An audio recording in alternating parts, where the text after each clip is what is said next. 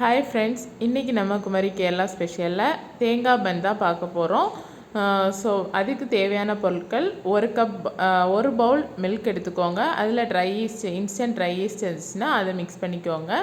அப்போ தான் வந்து நமக்கு மாவு வந்து நல்லா பஃப்னு வரும். பொல்லி வர்றதுக்காக இன்ஸ்டன்ட் ஈஸ்ட்டு. அப்புறம் 1 டீஸ்பூன் சுகரை ஆட் பண்ணிக்கோங்க அதிலையே மில்க் கூடவே. அப்புறம் இந்த கப்பு வச்சு நம்ம 1 கப் மில்க் எடுத்தோம் அப்படின்னா இதே கப் வச்சு 2 கப்பு வந்து மைதா மாவு எடுத்துக்கோங்க. ஸோ இது வந்து இன்ஸ்டன்ட் ஈஸ்ட் வந்து ஃபுல்லாக ஈஸ்ட் வேலை செய்கிற அளவுக்கு ஒரு 20 மினிட்ஸ் அதை ஃப்ரீயாக விட்டுறணும். மிக்ஸ் பண்ணிவிட்டு நம்ம 20 மினிட்ஸ்க்கு அப்புறமா மாவு எடுத்துக்கலாம். 2 பவுல் நான் மாவு எடுத்துருக்கிறேன். 1 டீஸ்பூன் அளவுக்கு லைட்டாக வந்து உப்பு போட்டிருக்கேன். 2 டீஸ்பூன் அளவுக்கு சுகர் ஆட் பண்ணியிருக்கேன். உங்களுக்கு இனிப்பு எந்த அளவுக்கு தேவையோ அதுக்கேற்ற மாதிரி இது பண்ணிக்கோங்க. நான் டோட்டலாக மில்கில் ஒரு ஸ்பூனு, இதில் 2 ஸ்பூன் ஆட் பண்ணியிருக்கிறேன். ஸோ அதுக்கேற்ற மாதிரி நீங்கள் உங்களுக்கு தேவைக்கேற்ப இனிப்பு எடுத்துக்கோங்க.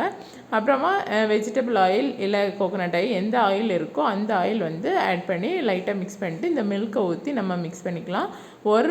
ஒரு பவுல் மில்க்குக்கு 2 பவுல் மாவு வந்து கரெக்டாக தான் இருக்கும். எக்ஸ்ட்ரா உங்களுக்கு தேவைப்பட்டுச்சு அப்படின்னா எக்ஸ்ட்ரா மில்க்கு ஆட் பண்ணிக்கலாம். அப்படி இல்லைன்னா இதே வந்து எனக்கு கரெக்டான பதத்தில் தான் இருந்துச்சு.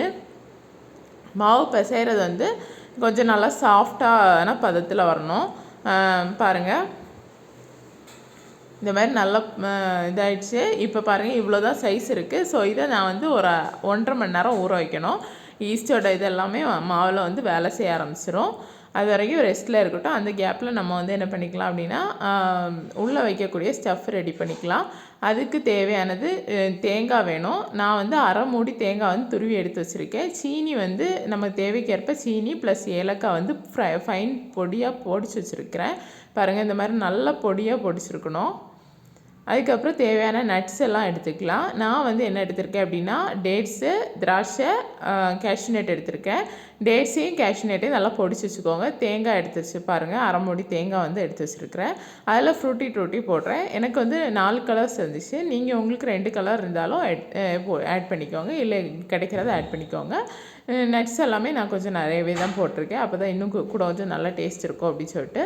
ஸோ அதுக்கப்புறமா நம்ம பொடிச்சு வச்சுருந்த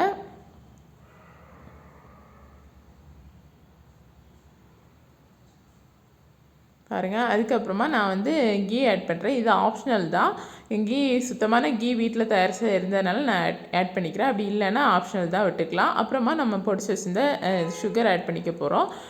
ஸோ சுகர் வந்து பார்த்து ஆட் பண்ணுங்கள். நம்ம எவ்வளோ ஸ்டஃப் எடுக்க போகிறோமோ அதுக்கேற்ற மாதிரி சுகரு. ஸோ இதில் நான் வந்து பொடிச்சு வச்சுருந்ததில் நான் 3.5 ஸ்பூன் ஆட் பண்ணியிருக்கிறேன். ஏன்னா ஆல்ரெடி நம்ம வந்து சீனியும் கொஞ்சம் தேங்காயும் இனிப்பாக தான் இருக்கும். நம்ம ஸ்டஃப்பும் வந்து ரொம்ப ஒன்றும் எடுக்கலை, சின்ன இது தான் பண்ண போகிறோம். 2 பவுல் இதுக்கு கரெக்டாக தான் இருக்கும். ஸோ அதுக்கேற்ற மாதிரி நம்ம வந்து சுகர் ஆட் பண்ணிக்கோங்க. சப்போஸ் சுகர் கம்மியாக இருக்குது, டேஸ்ட் பார்த்துட்டு சுகர் கம்மியாக இருக்குது அப்படின்னா சுகர் கூட கொஞ்சம் ஆட் பண்ணிக்கோங்க.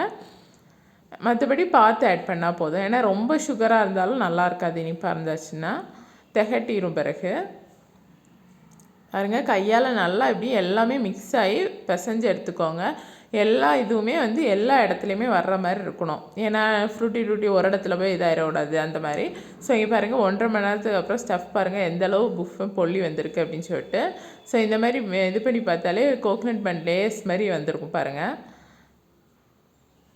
இந்த மாதிரி பதத்தில் இருக்கணும் கரெக்டாக. உங்களுக்கு சைஸ் கரெக்டாக தெரியுதான்னு தெரில. நம்ம வைக்கும்போது எந்த சைஸில் இருந்துச்சு, இப்போ நான் அமுக்கி காமிக்கும்போது உங்களுக்கு தெரிஞ்சிருக்கும் எந்த அளவுக்கு இதாக இருக்குது அப்படின்னு சொல்லிட்டு. ஸோ நம்ம எதில் பண்ண போகிறோமோ அந்த பிளேட்டில் வந்து ஆயில் மிக்ஸ் பண்ணி எடுத்துக்கோங்க.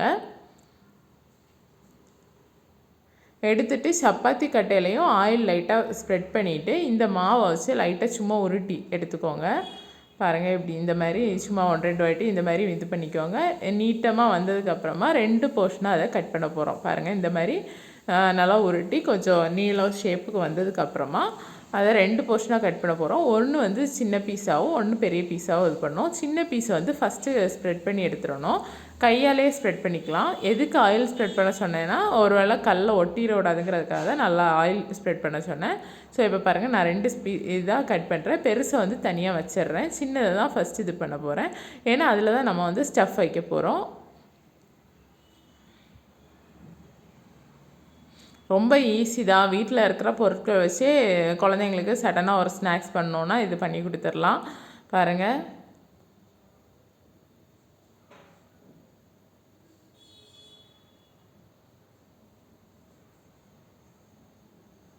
இந்த மாதிரி நல்லா ஸ்ப்ரெட் பண்ணி எடுத்துக்கோங்க. கொஞ்சம் திக்னஸ் இருக்கணும், அப்போ தான் கரெக்டாக இருக்கும்.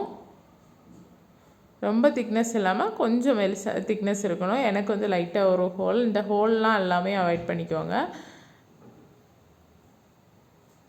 பாருங்கள், நம்ம எந்த பிளேட் எடுத்து வச்சுருந்தோமோ ஆயில் தடவி அந்த பிளேட்டில் கீழே லேயர் வச்சு இது மேலே வந்து நம்ம வந்து ஸ்டஃப்பை வைக்க போகிறோம்.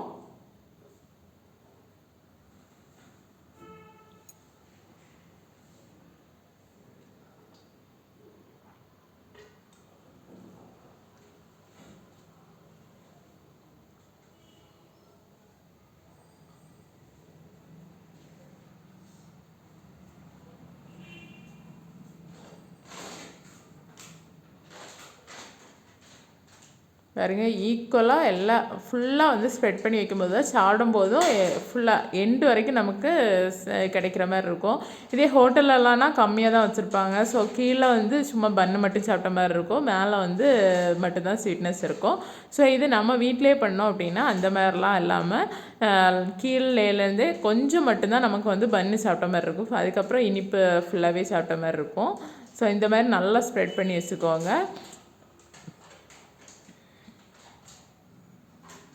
பார்க்கவே அழகாக இருக்குது. ஸோ சாப்பிடவும் சூப்பராக இருக்கும். எனக்கு ரொம்ப ஃபேவரேட்டாக வந்து தேங்காய் பன் தான். எப்போவுமே நான் ஹாஸ்டல்லலாம் இருக்கும்போது எங்கள் அக்கா அங்கிள்லாம் வரும்போது நான் வந்து ஃபுல்லாக அவங்க என்ன வாங்கிட்டு வரணும்னு கேட்டாலே தேங்காய் பன் தான் சொல்லுவேன். ஸோ அதனாலே நான் வந்து எப்படி பண்ணோம் அப்படின்னு சொல்லிட்டு கற்றுக்கிட்டேன். பாருங்கள், இந்த மாதிரி தான். அதுக்கப்புறம் அடுத்த ஒரு பெரிய பீஸ் நம்ம தனியாக வச்சுருந்தோம் இல்லையா, அதையும் வந்து ஸ்ப்ரெட் பண்ணி எடுத்துக்கோங்க. உங்களுக்கு பார்த்தாலே தெரியும், இது கல் முடிகிற வரைக்கும் வந்து ஸ்ப்ரெட் ஆக முடியுது. ஏன்னா அந்தளவுக்கு நம்ம மாவு வந்து எக்ஸ்ட்ரா எடுத்து வச்சுருந்தோம், பெரிய போர்ஷன் வச்சுருந்தோம்னால. எதுக்கு அப்படின்னா இதை வந்து மறக்காமல் நம்ம வந்து மேலே வச்சு ஹோல்ட் பண்ணிடணும். பாருங்கள், இந்த மாதிரி ஸ்ப்ரெட் பண்ணும்போது பார்த்துருப்பீங்க, சப்பாத்திகள் ஃபுல் எண்டு வரைக்கும் வர மாதிரி இருந்துச்சு. இது வந்து நம்ம என்ன பண்ணலாம், நம்ம கரெக்டாக வந்து ஃபோல்ட் பண்ணி பின்னாடி வச்சிடணும். மேலே உள்ள லேயரை வந்து நல்லா வந்து பின்னாடி ஃபோல்ட் பண்ணி விட்டுறோம். அதுக்காக தான் நம்ம ஓப்பன் ஆகாது. நான் இதுக்கு முன்னாடி பண்ணும்போது மேலே வைக்கும் போதே உங்களுக்கு தெரியும் என்ன நடந்துச்சு அப்படின்னா, நான் ஃபோல்டிங் வந்து கரெக்டாக இல்லாமல் 2 லேயராக, அதுக்கப்புறம் ஒரு எக்கோட எல்லோ மட்டும் தேவை. ஸோ அதனால இந்த அரிப்பு நமக்கு வந்து தேவையான எல்லோ மட்டும்தான் தேவை. ஸோ இந்த மாதிரி நான் ஒரு அரிப்பு எடுத்து எல்லோ மட்டும் அழகாக ஸோ அதை இந்த மாதிரி ஸ்ப்ரெட் பண்ணி எடுத்துட்டேன்.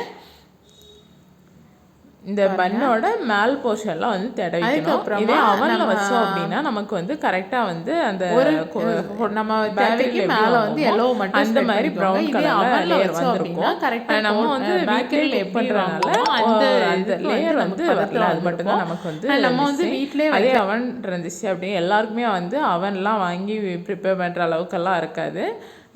ஸோ அதனால நம்ம வந்து என்ன பண்ணிக்கலாம், சிம்பிளாக எப்படி பண்ணுறது அப்படிங்கிறத நம்ம சேனலில் போட்டுட்ருக்கோம். பாருங்கள், வீட்டில் இருக்கிற பொருட்கள் மேக்ஸிமம் வச்சு எப்படி சிம்பிளாக பண்ணி முடிக்கலாம் அப்படின்னு தான். ஸோ இது வந்து நல்லா குக் ஆகிடுச்சு. இதை வந்து எப்படி குக் பண்ணோம் அப்படின்னா, இட்லி பாத்திரம் எடுத்துக்கோங்க. அப்படி இல்லைன்னா சீனி சட்டி அதுக்கேற்ற மாதிரி ஏதாவது இருக்குது அப்படின்னா கீழே கொஞ்சம் நல்லா தண்ணி வைக்கிற மாதிரி இருக்கணும். ஏன்னா 1 hour கிட்ட குக் ஆகும். அது லோ ஃப்ளேம்லேயே வச்சுக்கலாம். இட்லி பாத்திரம்னா அந்த கடையிலலாம் வாங்குகிறோம்ல பெரிய இடியப்போ மாதிரி, அந்த மாதிரி ஒரு பிளேட்டு மாதிரி கொடுத்துருப்பான். அந்த இதில் மேலே நம்ம பிளேட்டையும் வச்சிட்டோன்னா கரெக்டாக இருக்கும். ஸோ சப்போஸ் தண்ணி தீருது அப்படின்னா கேப் வழியாக கூட அதில் ஹோல்ஸ் இருக்கும், அந்த கேப் வழியாக தண்ணி உள்ளே விட்டுக்கலாம். ஸோ பாருங்கள், உங்களுக்கு எது வசதியாக இருக்கோ அந்த மாதிரி இதை எடுத்து குக் பண்ணிக்கோங்க. ஸோ கரெக்டாக குக் ஆகிடுச்சு. நான் எடுத்து கூட காமிச்சு எங்கேயுமே உடையலை. ஏன்னா நம்ம வந்து கரெக்டாக வந்து பின்னாடி ஃபோல்ட் பண்ணி வச்சிட்டோம். இப்போ கட் பண்ணி காமிக்கிறேன் எப்படி இருக்குது அப்படின்னு சொல்லிட்டு.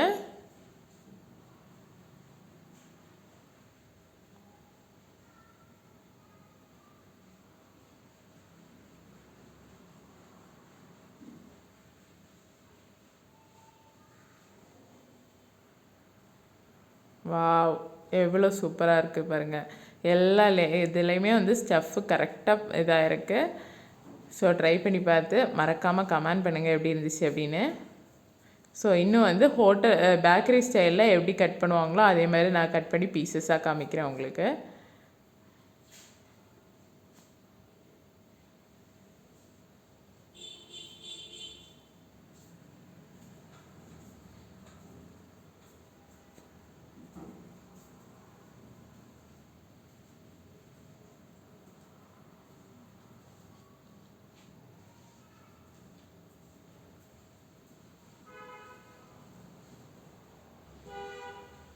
பாருங்கள் எவ்வளோ சூப்பராக இருக்குது அப்படின்னு சொல்லிட்டு.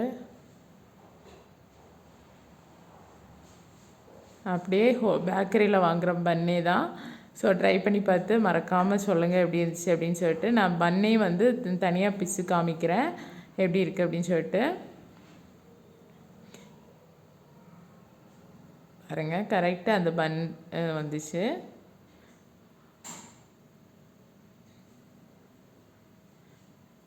நம்ம மெயினாக வந்து இதில் கவனிக்க வேண்டியது என்ன அப்படின்னா, பின்னாடி ஃபோல்டு பண்ணுறதை மறக்காமல் ஃபோல்ட் பண்ணிடணும். ஏன்னா நான் ஆல்ரெடி வந்து இந்த மாதிரி பண்ணும்போது என்ன ஆயிடுச்சு அப்படின்னா ஃபோல்ட் பண்ணது விட்டுடுச்சு. ஸோ அது வந்து நம்ம கேர்ஃபுல்லாக இருந்துட்டாலே போதும். கரெக்டான பதத்தில் கரெக்டான இதில் வந்துடும் நமக்கு. ஸோ பிடிச்சிருந்தா லைக் பண்ணுங்கள், ஷேர் பண்ணுங்கள், கமெண்ட் பண்ணுங்கள், மறக்காமல் சப்ஸ்கிரைப் பண்ணுங்கள், பக்கத்தில் இருக்க பெல் பட்டனை கிளிக் பண்ணிக்கோங்க. தேங்க்யூ ஃபார் வாட்சிங். தேங்க்யூ. See you again.